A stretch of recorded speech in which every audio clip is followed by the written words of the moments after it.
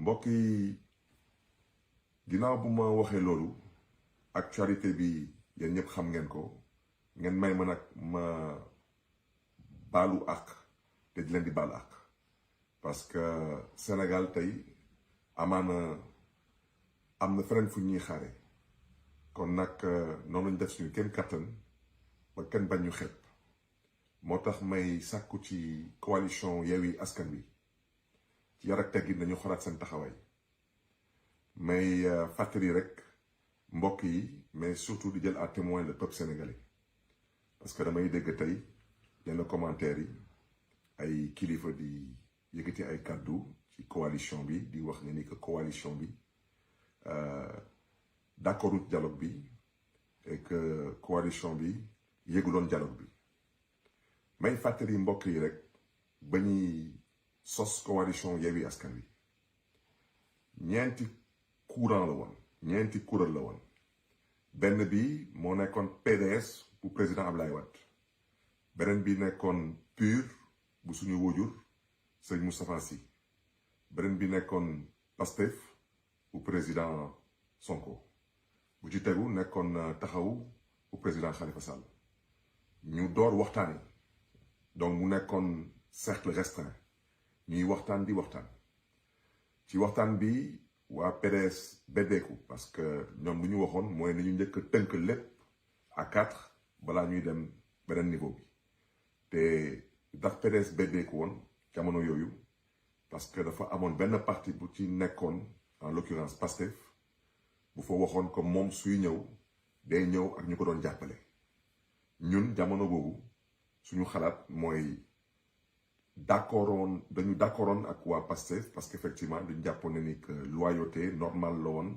ñoom ñu ne dañuy ñëw ci coalition ñëwaale ak seen soutien yi waa PDS lank bañ ne parce que loolu su amee dañuy compter ay voix donc daanaka ñuy ñëw indaale seen mbokk yi indaale seen soutien yi indaale seen xarit yi ñoom ñoo fay ëppale voix loolu dama ko bëggoon rappeler à l'endroit de certains leaders et leur dire que ñun a taxawu ñun loolu dérangé wuñu woon donc tey lu tax may wax loolu parce que tey su nekkee tey coalition Yewwi Askan Wi fàtte lu leen tax a jóg mooy jéem a yee askan wi ak jéem a xool nu ñuy yeewee askan wi ñu jàpp ni ne que ñoom tey coalition bi benn nit kese lañu doon a xeexal wala benn parti politique kese lañu doon a xeexal kooku ñun dañ koy ñaawlu parce que dañuy waxante dëgg te yàlla tax amul benn acte bu coalition boobu tey teg pour mën a def seen kéem kàttan ba kii di Khalifa Sall lu ñu teg ci kawam ñu mën ko tekki maa ngi rappeler à l'endroit de ses leaders et je prends le peuple sénégalais à témoin 2014 ba tey Khalifa Sall mënul bokk ci benn élection Sénégal 2014 ba tey mënul bokk local mënul bokk législative mënul bokk présidentielle kon wax dëgg yàlla je pense que ginnaaw bu Khalifa Sall jotee am benn mandat ñu fokkatiwaat ko ci loxoom ba tey Khalifa Sall mënul bokk ci dara te ci coalition Yewwi Askan Wi ñun bañ ciy dugg ñun calculer wuñu ay leader wala ay parti yuy am ay soutien ñun lu ñu xooloon mooy l'intérêt général ñu àndandoo bokkandoo benn ndey benn baay xeexandoo te def nañ ko local yàlla defal la ñu sutura ñu defaat ko législative yàlla tamit defaral ñu sutura kon nag tey à l'endroit de ces leaders yi taxaw di nekk ils étaient pas informés ma rappeler leen que on a toujours travaillé en cercle restreint tey mbokk yi mbir bi nu muy ñuroo mooy dañu bëgg jël coalition bi mu nekk coalition wu intérêt coalition wu clan te loolu dañ koy ñaawlu parce que coalition bii coalition wu askan wi la kenn amul droit wu taxaw bëgg ko aakimoo wala bëgg ko jël ni moomelam tey lu ñu am ci coalition bi dañu am benn groupe yu taxaw ne ñoom d'accord ñu ci dialogue bi wante ñoom xam nañ ko ñoom dinañ bokk élection ala kuli àll te ñun wax nañ ba pare ñun que dinañ def suñu kéem kàttan te ba tey fu ñu teg suñu tànk duñ ko fa teggi pour que candidat bi nekk candidat Yewwi Askan Wi bu mën a falu doon le prochain président du Sénégal donc am na ñu nga xam ne ni ñoom xam nañ ba pare que ñoom bokk nañ ci élection yi kon ñoom faalewuñu ñu bokkul apparemment ci élection yi ils sont inéligibles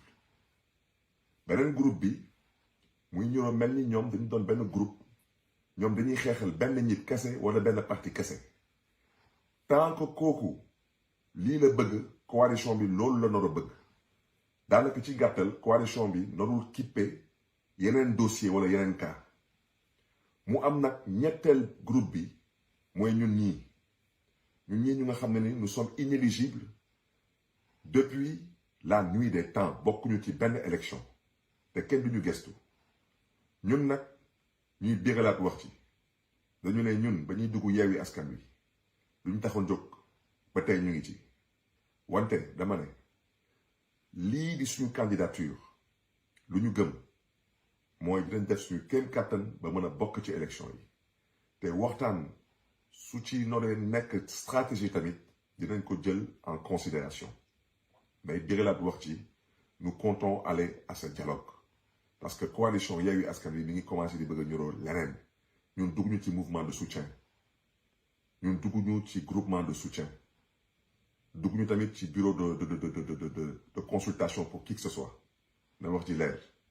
moo tax mbokk yi dama ne am na ay ñëpp man duma leen tontu yenn Sénégalais yi xam ngeen ma 2005 ba tey man maa ngi ci politique 18 ans maa ngi ci politique kenn mësuma dégg ci ay caaxaan man labbe yi ñoo ma jur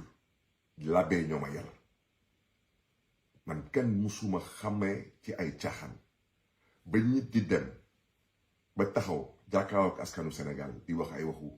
ay enregistrement di wax ay waxu ay théâtre que théâtre yi daanaka man dama ci amoon rôle bu may jouer fii kenn rek mooy théâtre di jëm a manipuler askan wi di jëm a manipuler coalition Yewwi Askan Wi di jëm a nelawal nit ñi di jëm a lëndëmal xel yi ndax lan ndax bëgg-bëggam dama ne mbokk yi man kilifa la man bàmmeelu biir dañ ma yar ci bàmmeelu biir man parti socialiste laa yaroo parti socialiste laa bàyyeekoo am na lu ngeen xam ne du suma cër man mënuma ànd ak nit di ko xeexal man ba may taxaw ne kii mooy suma candidat su ko yàlla mayee affaire moom lay jàppale su ko yàlla mayulee affaire diw lay jàppale te diw boobu bu ma koy tudd amuloon benn dossier justice ma tudd ko rek te yàlla tax ak yéene wante yàlla nañ yàlla àtte tey ñu may bëgg a dëkkaloo fi ma dëkkul du ma ko nangu moo tax ma ni daa yëkkati ay kàddu parce que Sénégal ñépp a ko bokk bëgg lëndëmal xelu nit ñi dama ne nit ki sooy wax dangay wax jusqu'au bout man jàppale naa fi nit dimbali naa fi nit defaral naa fi nit lu ngeen xam ne ni maa ngi jógaru ci kàddu yi su ma yoon tegoon tey loxo cour d'assises lay dem te mu ngi may dégg te soxlu ma indi ay preuve moom xam na man xam naa te yàlla xam na fa rek laa yem ci wax ci man duma fi génne ay preuve man xawma ay enregistrement kenn yaruma ci loolu te je le répète amul ay je n'étais pas informé il était au cœur du dialogue il était au cœur de toute la démarche la preuve am na fi kilifa bu fi taxaw ne moom reer na ak président Palais xëdd ak benn leader wu Yewwi Askan Wi wante leader wu Yewwi Askan Wi ba tey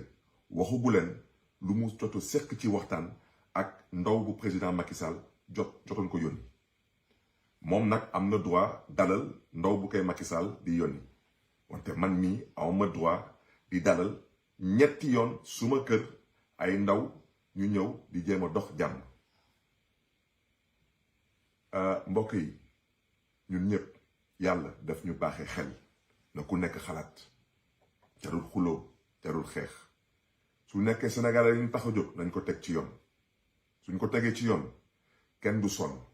yow falogoo sax yaa ngi saage yaa ngi xaste yaa ngi xuloo yaa ngi menacé yow bés bu la yàlla baaxee la pouvoir loolu lan yow xanaa kon da ngay lekk nit ñi rek wax bi jeex moo tax ma ne mbokk yi nañu xoolaat suñu taxawaay te xoolaat ëllëgu Sénégal Sénégal li ñuy waaj a exploiter pétrole li ñuy waaj a exploiter gaz dama ne à l'heure de l'exploitation de ces richesses ñu doon liggéey suñu santé suñu éducation suñu infrastructure suñu ñu ñuy bëgg a woo ci ay xeex dama ne kenn bañul xeex wante man lu ma wax te may dégalaat wax ci dama ne balaa ñuy xeex dañu njëkk jéem a waxtaan moom laa gëm te ñuy wax ñépp nag yéen Sénégalais yi xamante nañu yéen xam ngeen est-ce que man yàgg naa xeexal Sénégal am déet ñu ci bëri ñuy wax ni tey ba may xeexal Sénégal ñoom fu ñu nekkoon ba may daj lu may daj pour Sénégal ñoom fu ñu nekkoon maa ngi dégg ñu bëri ñuy wax ma ne leen man ba may njëkk dégg monsieur le maire ci 2009 ñenn ñi ay fonctionnaire rek la ñu woon kenn musul dégg seen tur kenn musul dégg seen sant ci politique ba may faluwaat 2014 ils étaient dans l'anonymat total kenn musul dégg seen tur musuñu woon toj fenn lu may dëgg bi ba may dugg assemblée nationale di nekk député à l'assemblée membre du bureau de l'assemblée nationale ils étaient dans l'anonymat total ñun ñeewuñu kenn wante tamit du ñu nangu kenn di ñu yeb du ñu nangu kenn di ñu dëkkaloo fu ñu dëkkul la manipulation a trop duré le mensonge a trop duré te wax naa leen ko Barthélémy Dias ngeen ko seqal fu ngeen teg ma teggi ngeen tegaat ma teggiwaat parce que da ngeen moomul nit ñi mu ngi leen toog ci dëkk bi ngeen foog ne ni vous avez instauré ici la politique de la pensée unique ça ne passera pas dans ce pays et non plus ça ne passera pas dans Yewwi Askan Wi que les choses soient bien dites et bien comprises ñëpp laa respecté mais dinañ ma respecté tamit du discussion du négociation c'est obligé et obligatoire noonu la mbir bi di tëddee incha allah te ma bëgg nag leeral lenn ci xelu militants yi ak sympathisants wu taxawu Sénégal lu ngeen xam ne ni même suñu nekk ci dialogue ñu koy waxtaane ci dialogue bi fépp fu ñu wootee manifestation ak taxawaay pour xeex lii troisième mandat na ngeen teew parce que ñun tey benn adversaire kese lañu am mooy président Macky Sall adversaire bu ñu yéenee jàmm ba ko jàppale mu mën a dem ci jàmm ak salaam bàyyil ñu dëkk bi ci jàmm ak salaam moom la ñëpp a namm wante nag yàlla ak ay dogalam lu ñu namoon ñun tey ñii mooy ñëpp a bokk loolu mooy yoon loolu mooy dëgg mais malheureusement dans un pays où plus personne n'a espoir en cette justice ñu am yaakaar bés bu yàlla jëlee dëkk bi teg ko suñu ay loxo justice bi ñu mën ko réformer loolu mooy kàddu yi mbokk yi te fu may daanalee nag mbokk yi may dalal xelu suma soppe yi ak sympathisant ak militant wu taxawu Sénégal xeex ku la ci woo na nga góorgóorlu bu mu saf mondial su doyut nga góorgóorlu bu mu saf nucléaire su doyut nga góorgóorlu bu mu saf atomique balaa may dugg coalition Yewwi Askan Wi amoon naa lu tollu woon à l'époque ci 256 000 abonnés suma page Facebook ba may dugg ci coalition Yewwi Askan Wi ñu dem ba 330 000 abonnés tey maa ngi sant yàlla saagakat yi yépp génn nañu suma page loolu ça s'appelle de la stratégie politique Barthélémy Dias wax ak yéen xam ngeen ma ndaanaan bi mooy wax ak yéen xam ngeen ma te miin ngeen ma xam ngeen lu ma namm liggéeyal Dakar ak ëllëgu Dakar te xam ngeen tamit lu ma namm ci ëllëgu Sénégal man du ma waxantu man askanu Sénégal particulièrement askanu Dakar ñoo ma yónni te yàkkamti ma na wax ji leer képp ku am cofeel ci man képp kuy gis boppam ci suma liggéey képp ku am yaakaar ci Barthélémy Dias ak ci ëllëgu Sénégal maa ngi sàkku ci yow ci yar ak teggin ci jàmm ak salaam na nga abonné waat suma page Facebook parce que signal bi mooy lan mooy de 330 000 ñu wàccaat ba 280 000 ça veut dire qu'il y a 280 000 followers qui follow Barthélémy Dias leader politique ñu bëri ñu toog fi tey yéegi seen kàddu di wax particulièrement ci coalition Yewwi Askan Wi je vous invite à aller chercher 280 000 followers ngeen xool 280 000 followers ñaata député la fa laa jëm ci wax ci apprenons à nous respecter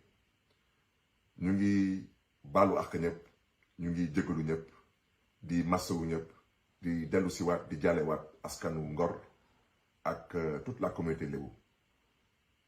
ñu ngi gërëm ñëpp wasalaam.